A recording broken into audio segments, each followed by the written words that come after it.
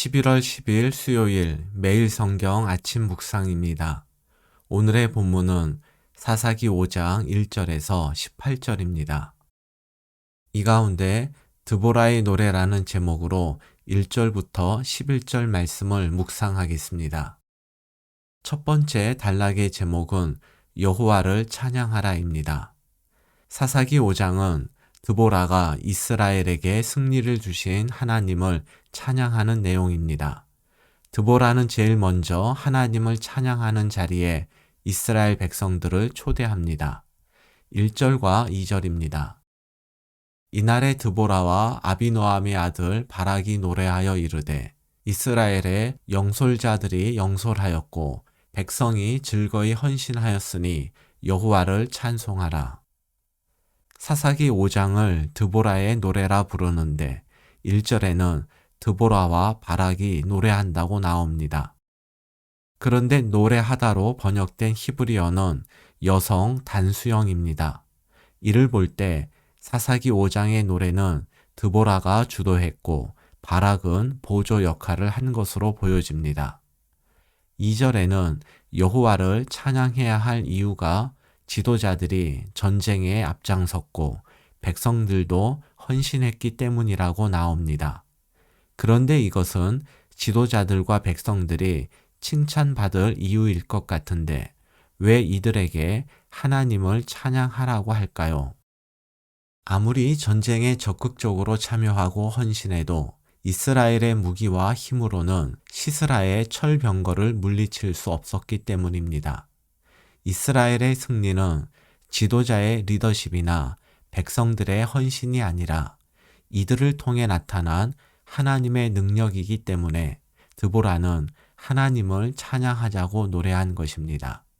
시편 128편 2절입니다.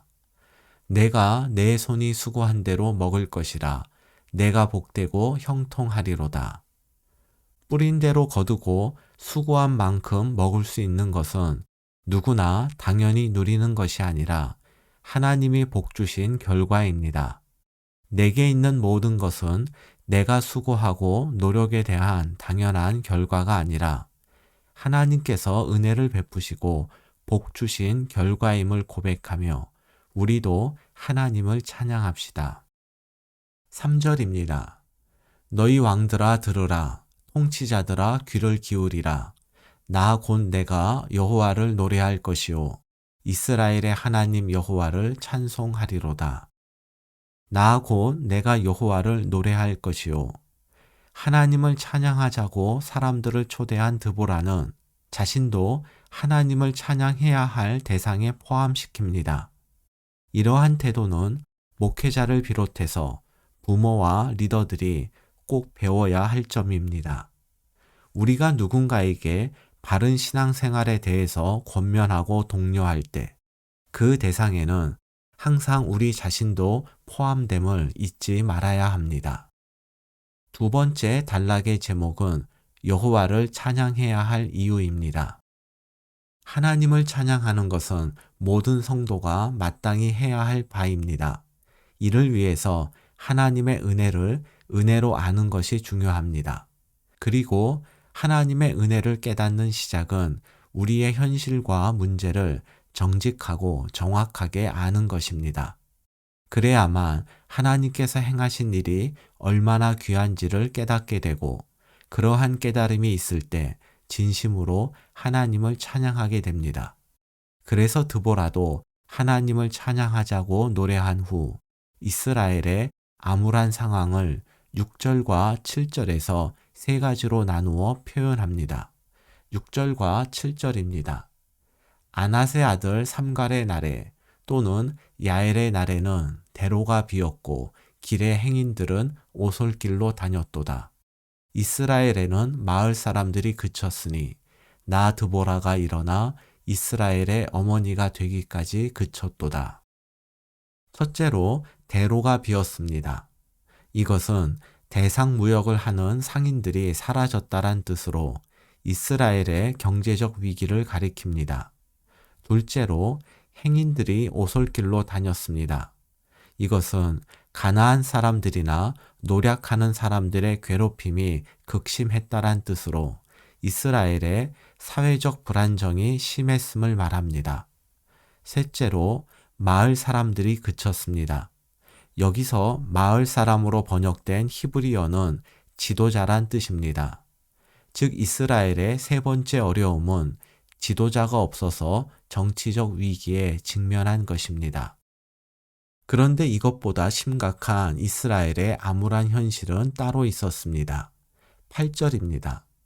무리가 새 신들을 택하였으므로 그때의 전쟁이 성문에 이르렀으나 이스라엘의 4만 명 중에 방패와 창이 보였던가. 이스라엘의 비참함은 그들이 어려운 현실 속에서 하나님 대신 다른 신을 택한 것에서 절정에 이릅니다. 이스라엘의 기대와 달리 그들이 선택한 신들은 이스라엘을 전쟁에서 지켜주지 못했습니다. 8절 마지막 부분에는 이스라엘이 방패와 창과 같은 기본적인 무기도 제대로 갖추지 못했음을 알려줍니다. 이처럼 이스라엘은 정치, 경제, 사회, 군사적으로 총체적 위기에 빠져 있었는데 이 모든 위기는 하나님 대신 다른 신을 선택한 영적 위기에서 기인한 것입니다. 이스라엘의 암울한 현실은 그들이 하나님을 떠난 결과였습니다. 그런데 하나님은 드보라와 하나님께 헌신한 백성들을 통해서 가나안 왕 야빈의 무리로부터 이스라엘을 구원해 주셨습니다. 이스라엘은 하나님께 신실하지 못했는데 하나님은 이스라엘의 신실하지 못한 모습에도 불구하고 그들을 외면하지 않고 은혜를 베풀어 주셨습니다. 신실하시고 변함없이 우리를 사랑하시는 하나님은 언제나 우리가 찬양할 뿐입니다. 세 번째 단락의 제목은 누가 어디서 어떻게 찬양할 것인가입니다. 드보라는 2절에 이어서 백성들의 헌신을 칭찬하면서 다시 한번 하나님에 대한 찬양으로 백성들을 초대합니다. 10절입니다. 흰 나귀를 탄 자들, 양탄자에 앉은 자들, 길에 행하는 자들아 전파할지어다. 흰 나귀를 탄 자들은 지배계층을, 양탄자에 앉은 자들은 중산계층을, 길에 행하는 자들은 일반 계층을 의미한다고 볼 수 있습니다. 이것이 누가 하나님을 찬양해야 하는가 라는 질문에 대한 답입니다. 즉 하나님을 찬양하는 일은 특정 계층이 아니라 하나님의 은혜와 사랑을 받은 모든 계층, 모든 사람이 해야 할 특권이자 의무입니다. 11절입니다. 활 쏘는 자들의 소리로부터 멀리 떨어진 물 깃는 곳에서도 여호와의 공의로우신 일을 전하라. 이스라엘에서 마을 사람들을 위한 의로우신 일을 노래하라. 그때에 여호와의 백성이 성문에 내려갔도다. 11절을 새번역 성경으로도 보겠습니다. 물 깃는 이들 사이에서 들리는 소리, 활 쏘는 사람들의 요란한 저 소리, 거기서도 주님의 의로운 업적을 들어 말하여라. 이스라엘 용사들의 의로운 업적을 들어 말하여라. 그때에 주님의 백성이 성읍으로 들어가려고 성문께로 내려갔다. 11절에는 다양한 장소와 삶의 자리가 나옵니다. 이것은 하나님을 찬양하는 자리가 따로 있는 것이 아니라 우리의 일상과 삶의 자리 모두가 하나님을 찬양할 곳임을 의미합니다. 11절에는 여호와의 공의로우신 일을 전하라는 말씀과 의로우신 일을 노래하라는 말씀이 같은 의미로 사용되었습니다. 다시 말해서 하나님을 찬양하는 것은 곧 여호와께서 행하신 공의로운 일을 사람들에게 전하는 것입니다.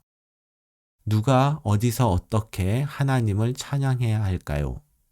하나님의 은혜를 입은 모든 사람이 살아가는 모든 자리에서 하나님께서 하신 일을 전하는 것이 곧 하나님을 찬양하는 것입니다. 오늘의 말씀 요약입니다. 우리에게 있는 모든 것은 수고와 노력에 대한 당연한 결과가 아니라 하나님께서 은혜를 베푸시고 복 주신 결과입니다.